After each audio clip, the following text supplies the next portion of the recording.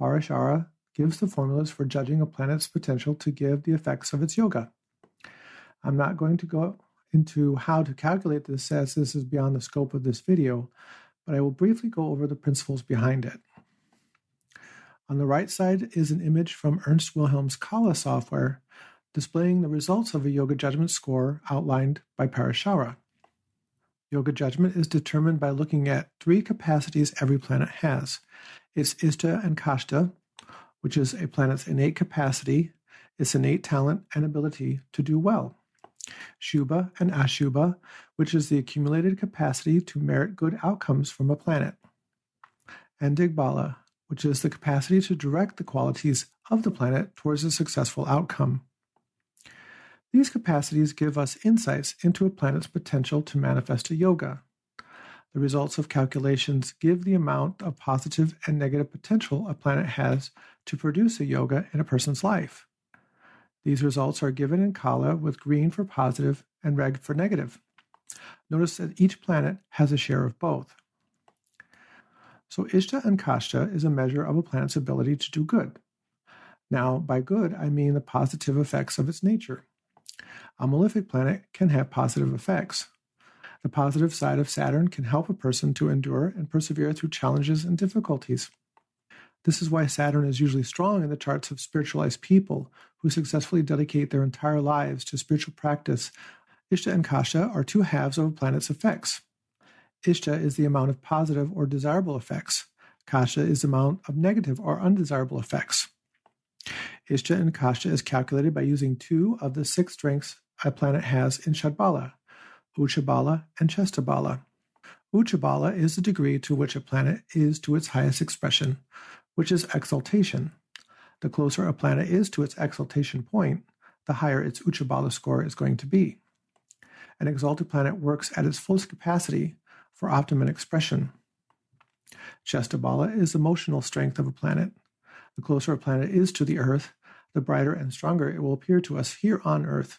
A retrograde planet will tend to be high in Chestabala because a retrograde planet usually is at its closest point to the Earth. Planets high in Chestabala have a greater capacity to share the qualities and behaviors that they have.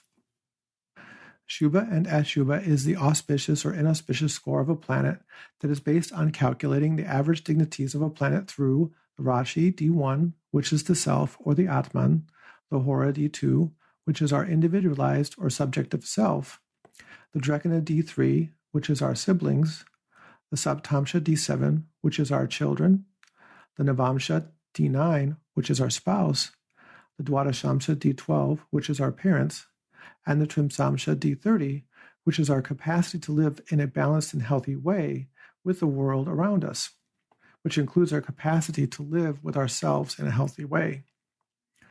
The results are the measure of merit one has achieved through one's interactions with the living beings who are part of their life experience, including our relationship with ourselves. If we have worked at creating healthy and positive interactions with all the living beings that make up our life, we earn merit. If we have not done a good job with this, then we earn demerit around that planet. Dig Bala is the directional strength of a planet. Dig Bala tells us how capable a person is at directing the energies of that planet. The more we are able to direct the energies of a planet effectively in our lives, the greater success we can have with that planet. Planets become strong in Dig Bala the closer they get to specific house cusps. Now, a house cusp is the most sensitive degree point for a house. The closer a planet gets to its optimum degree point, the stronger it will be in directing its energies. The Sun and Mars get stronger in Dig Bala the closer they are to the 10th house cusp. Jupiter and Mercury get stronger in Dig Bala the closer they are to the 1st house cusp. Saturn gets stronger in Dig Bala the closer it is to the 7th house cusp. The Moon and Venus get stronger in Dig Bala the closer they are to the 4th house cusp. Having any planet strong in Dig Bala is going to help you quite a lot in life. It is said that if a person has 3 or more planets strong in Dig Bala, it makes them a king. This is because having 3 planets strong in Dig Bala means they can rely on those planets getting them to the right place at the right time in their life 3 out of 7 times, which is pretty good if you think about it.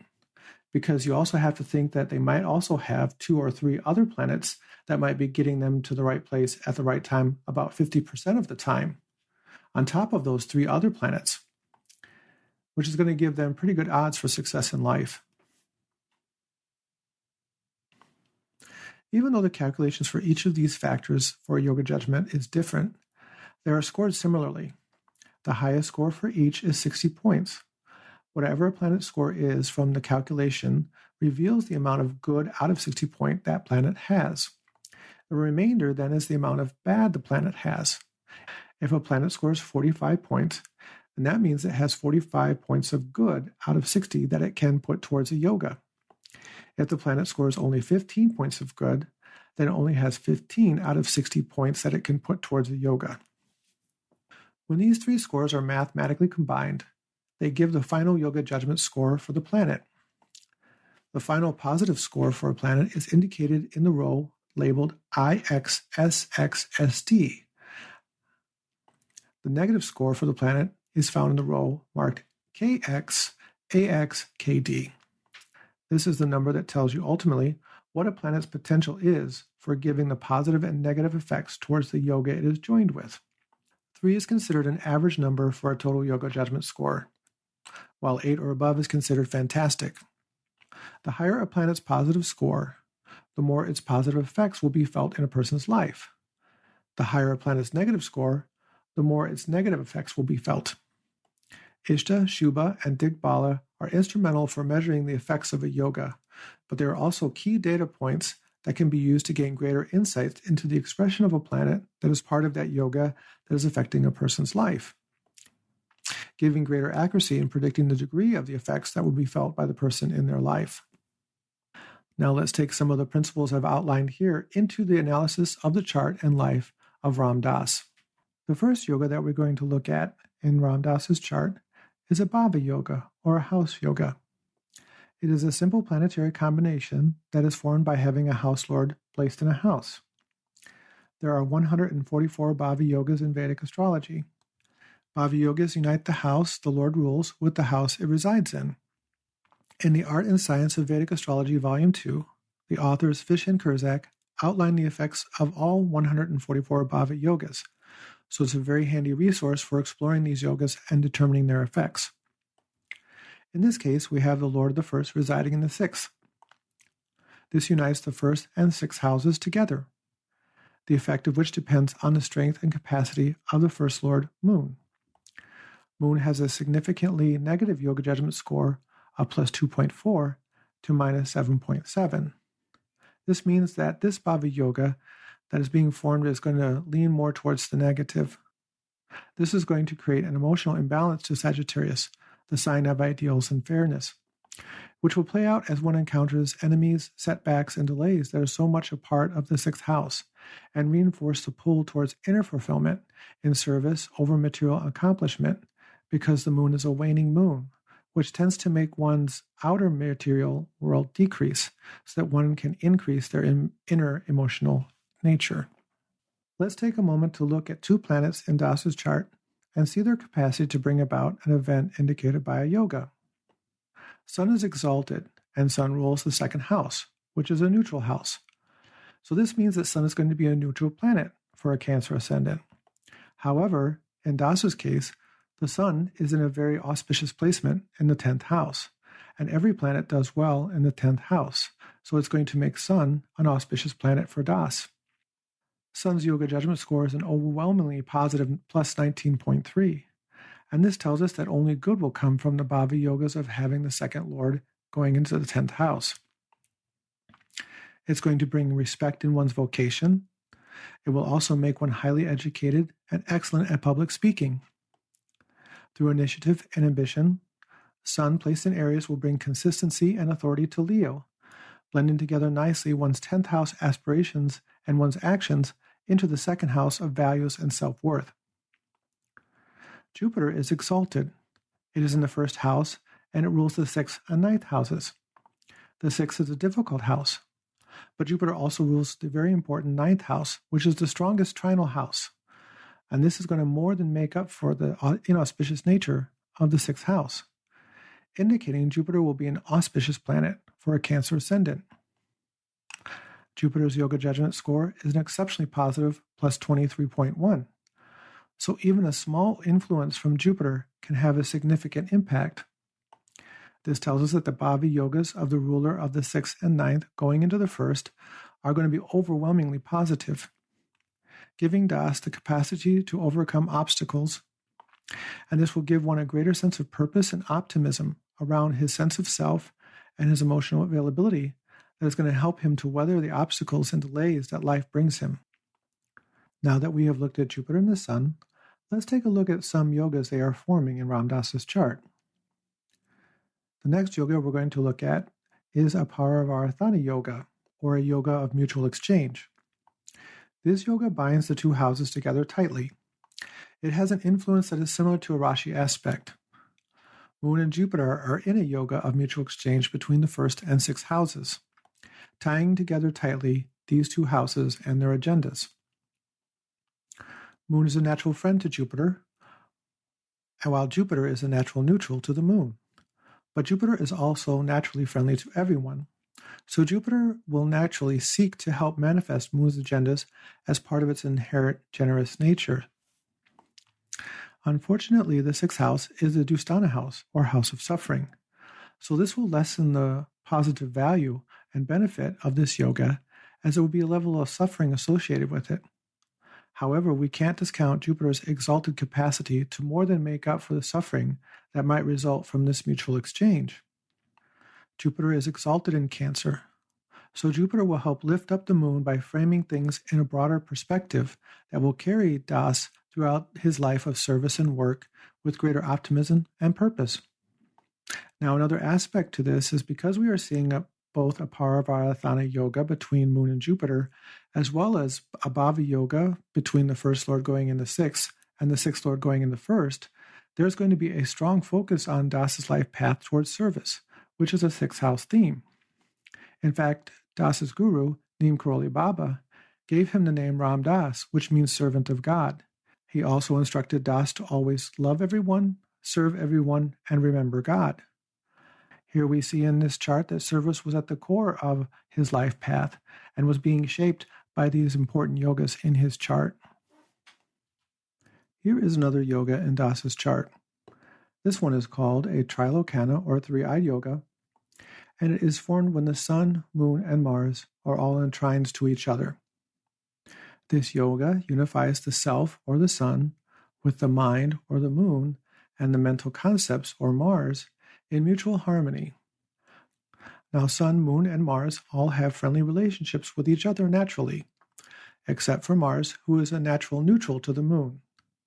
But this is still positive because the Moon has no natural enemies, and a planet that is neutral isn't going to get in the way of the other planets' agendas.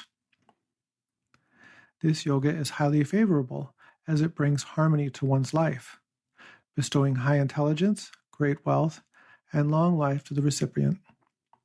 Having Sun and Mars already in a Parivartana yoga with one another is going to strengthen this yoga and reinforce it. Sun rules the 2nd of values and speech. Mars rules the 5th of trusting in oneself, mental intelligence, and the logical mind, and the 10th of personal ambitions and achievement.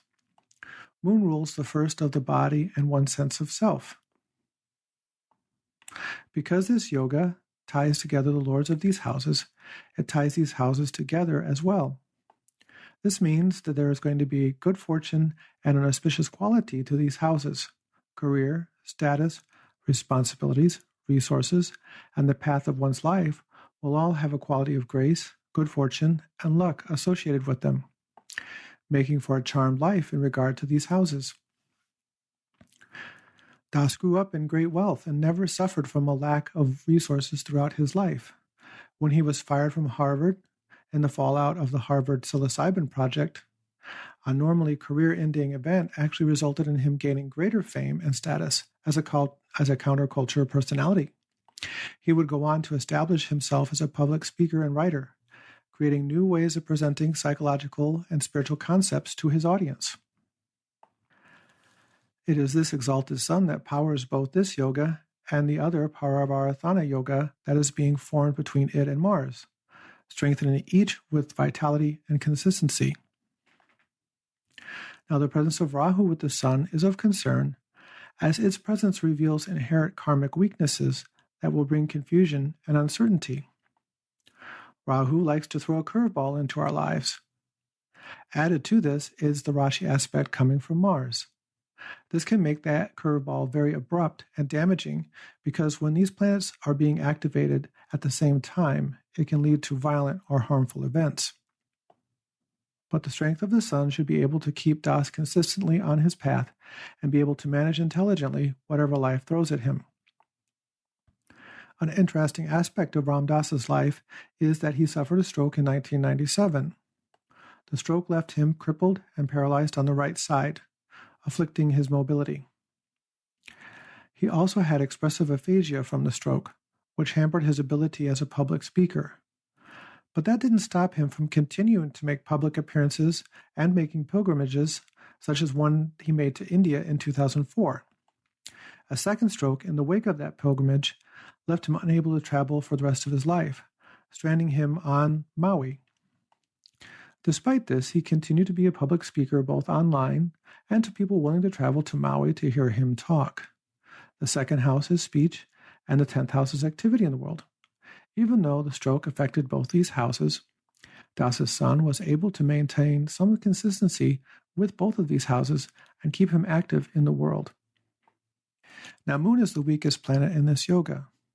Moon has a significantly negative yoga judgment score, but as I covered earlier, we have Jupiter helping to strengthen the Moon and lift up its corner of this yoga.